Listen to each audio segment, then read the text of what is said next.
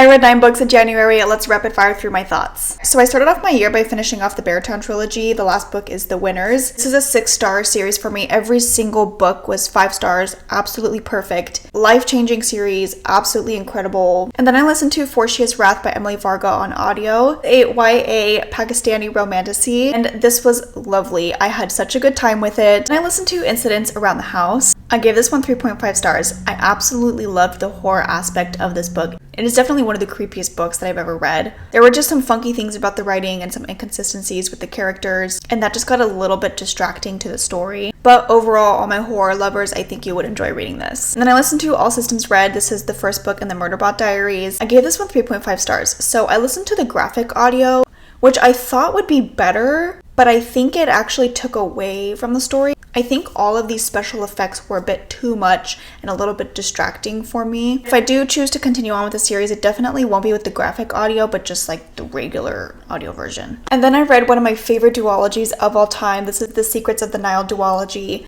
First book is What the River Knows, and the second book is Where the Library Hides. This is like a fantasy / magical realism duology. I absolutely loved this. I loved this so much more than I thought I would too. It was such a fun time. So many twists and turns. There's a little bit of an enemies to lovers type of romance in here. This series is so incredibly underhyped. And then I did start my David Bad trilogy journey. I read The City of Brass and The Kingdom of Copper. And then I did just start The Empire of Gold. It's a pretty thick one, so I don't think I'm going to finish this by the end of the month.